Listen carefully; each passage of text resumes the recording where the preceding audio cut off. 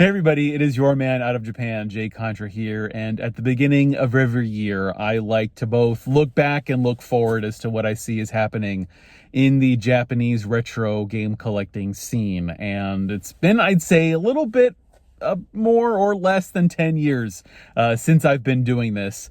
And the weird thing is that just recently I saw a video by a pretty big YouTuber, and I'll link the video in the description or somewhere, however YouTube does it now. I was a little surprised watching the video because the overall thesis of what this guy put out was sort of shock at how Japanese import game prices have changed over the last 10 years. And I guess I can understand if you're not following it as, say, closely as I am, you might be surprised to see that games that were going for 10, 15 bucks 10 years ago are going for $300 or $400 or maybe even more sometimes. So I think it'd be really good to sort of look back over the last 10 years and see the forces that have been at play and see why prices have gotten so much more expensive for, not necessarily every game, but for a lot of games over the last 10 years, because we're living in 2024 in a very different world than we were back in the early 2010s. It's been a lot of a confluence of a lot of factors, and I want to go into each one of them and see maybe how they're going to play out over the next, year. The biggest change affecting Japanese retro video game collecting is the fact that it's now more mainstream than ever. And whereas we can say import collecting is mainstream or not, is definitely a lot more popular now in the year 2024 than it was back in the year 2014. Looking back at the early 2010s, you can really see that game collecting in general was still very much in its infancy. It was still developing very, very slowly because you had these new influencers coming into the scene on YouTube and on other social media platforms. And when you have more of these big name people who are drawing larger and larger crowds, it means that the games that they're highlighting are simply going to be more well-known than they were previously. And I think this is especially acute for import games, for Japanese games, because when you're talking about a library, say like for the PlayStation or even the PlayStation 2, you're talking about libraries with tens of thousands of games in them, and it's going to simply just take time for people to go through those sets and find the games that are actually good. So let me give you an example. Back in the day, I would go to a place like Manga Soko or to a Hard Off back in the early 2010s, and I would come out with shopping bags full of games, really only spending maybe $100 or $200 a pop to get like 30, 40, 50 games at a time. And one game that I will always remember picking up for extraordinarily cheap was the game Getter Love. This is a very obscure N64 title that only came out in Japan. I guess the best way to describe it is sort of being like Mario Party meets dating sim. It's a very weird title, was released by Hudson. And for the longest time, nobody gave a shit about Getter Love. Nobody really gave a shit about the Japanese N64 library forever. I got Getter Love complete in box, like mint condition, for like $25 from a Manga Soko in northern Kyushu. Loved that place. It's very sad that it's no longer with us. Now that game is, I want to say, last time I checked, it was like $200, but it's probably $300 or $400 complete in box at this point. Well, why is that the case? It's simply because more people know about these obscure import titles in the year 2024 than they did back in the year 2014.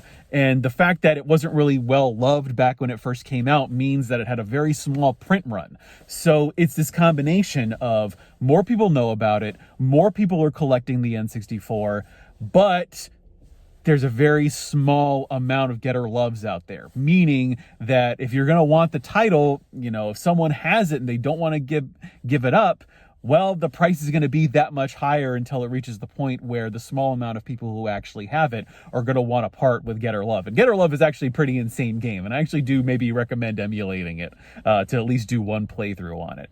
The one interesting point made by that video that I was kind of really feeling weird about was how the video says that it was almost like these eBay sellers were sort of colluding with each other and jacking up the price on some pretty obscure Japanese games. I thought that was really interesting simply because Japanese games are now, in the 2020s, more available it is now easier to purchase these games than it was 10 years ago. It's like insane, because when I first went to Japan, it was really extremely difficult to pick up a lot of these games because your really only source was to go to Japan. The fact was that eBay really wasn't catering to Japanese sellers. Japanese sellers didn't really know about it. They were all doing Yahoo auctions.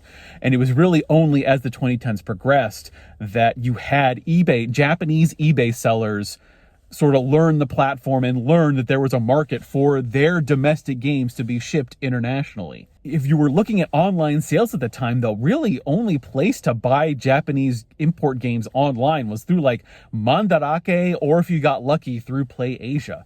But now that we're living in 2024, you can buy new games from Amazon. You can buy them through a number of online web stores that'll ship them directly to you in the United States. If you're talking about older games, you have so many more sellers on eBay. You've got Surugaya. You've got Super Potato opening their eBay store. I don't think sellers can't be colluding now because there's simply too many of them to be colluding. It's the simple fact of supply and demand with these retro games, where it may seem like overnight a game jumps from $20 to $200, but that's really just the effect of if a game has very low supply and then newfound demand because people are discovering it through YouTube or doing Twitch streams of it. It may seem like collusion, but really it's just the sticker shock that is the result of all of these influences converging at a single point, or I suppose on a single game. So what I've seen over the last 10 years is an increase of awareness of Japanese retro games, increasing demand because you've got influencers doing videos on obscure titles that nobody knew about it before, shrinking supply because as these games get into people's collections, I think it's more and more unlikely that they're going to want to part with the games. Like I've been selling a lot of games for my collection. There are definitely a lot of games that I've picked up over the years that you could not pay me a huge amount of money for. Maybe, I don't know, $1 million. But for example, my copy of Majora's Mask that I bought years ago, I am never selling that unless if someone offers me $1 million for my copy of Majora's Mask, go ahead. But I'm pretty sure you can get it cheaper elsewhere. So you've got greater awareness, greater demand, but on the flip side, you also have greater accessibility. You don't have to spend $2,000 on a plane ticket to go to Japan and find these games anymore. You can just go onto eBay, and sure, you'll pay a premium, but when you go to a place like Surugaya with their free shipping, that's basically the next best thing you can do besides actually flying out to Japan and hunting for these video games. So on the other side of all this, we just look back. Let's look forward. What do I think is going to happen in 2024? And the first thing I want to say is I really have to wonder if the party is over on having access to these cheaper Japanese import games simply because of the valuation of the yen. For the last 2 or 3 years, we've kind of been riding high on a very undervalued yen. So let me give you my personal experience. When I first went to Japan, it was 80 yen to the dollar. And as I lived in Japan, the yen got more and more expensive, meaning that the salary I was earning in Japan was earning that much less if I wanted to do anything outside of Japan. But if you're an American buying Japanese games, you're in a great spot right now, because last I checked, it was like 145 yen to the dollar, meaning that even though the yen price of games has been going up steadily over the last 4 or 5 years especially, the dollar has been able to absorb that. So you've maybe even been getting deals on these games because a game that cost you $100 in the past might be costing you $70 or $75 right now because of the valuation of the yen. And this is all very complicated economic stuff that is affecting the price of the yen. If I actually understood any of this, I would have a lot more money than I do now. So I can't tell you exactly what's going on, but from just the news stories that I've been reading, it seems we're maybe due for a course correction. So that 145 yen today may very well be 100 yen by the end of the year, meaning that your games are about to get anywhere from 20 to 30 to 40% more expensive. Now, who knows if this is actually going to happen? It can be the result of a lot of different factors going on, but we may be at the very end of having cheap Japanese retro games. And so aside from all of the factors that I was talking about before, we may very well see price increases simply because the yen is going to be getting a lot more expensive. Meaning not only are your games going to be getting more expensive, but if you want to go to Japan towards the end of this year, your trip might be getting a lot more expensive, which is unfortunate, but we've been very lucky over the last 3 years. So I guess the bill's about to come due at some point. We're at a very weird space right now, because if you had asked me before Corona, we're talking 5 years ago at this point, would Japanese games become more in demand? And I would have told you, I don't think so, because I feel like as many people can possibly know about Japanese import games right now. Like, we've got so many YouTubers, we've got so many people on Instagram and on TikTok and in other social media platforms telling people about games that I don't feel like, how are more people going to know about these games at a certain point?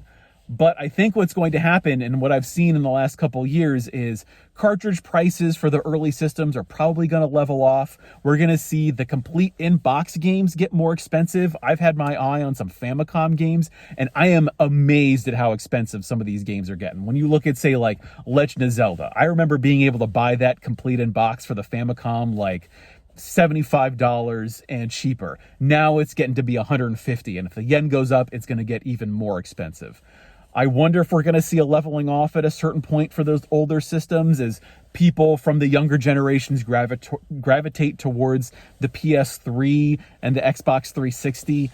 I don't know, but I definitely think that something you look at with cards, and I'm picking this up from SM Pratt, is the older, the rarer, the minter, the more expensive it's going to be. So complete in-box Famicom games that are in mint condition are going to be expensive and get more expensive over time. Same goes for Super Nintendo. We're seeing it for the N64. Saturn has always been expensive. PC Engine has always been expensive. I think they're probably going to maybe level out over time, simply because, as many people know about the Sega Saturn now as they possibly can. And the crypto boom is over. Who knows what's going to happen with sealed games in the future? Really hope those go down. It's still an amazing time to collect Japanese video games, especially when you're looking at the more recent systems like PS3, PS4. PS3 games are still dirt cheap. Now more than ever, you should be looking at that sort of era of video game system. Like Wii U is really easy to buy games for now, even though it doesn't have that many games. But there are so many good games out there that you can find still much cheaper in their Japanese incarnation than in their North American release.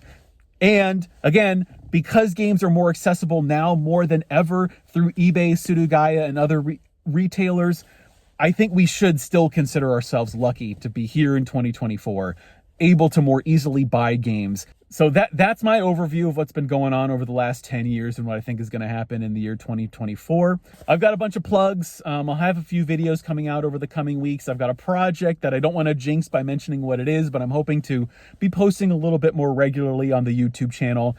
If you would like to join the Discord that I created for folks who are interested in Japanese video games, I'll put a link somewhere, maybe in the description, maybe have it up in a title card or something. Aside from that, I am streaming every Sunday at 2 p.m. Eastern Standard Time over at twitch.tv/JContra. I hope to see you there. I've been your man out of Japan, Jay Contra. Thanks for watching. See you next time, and mahalo.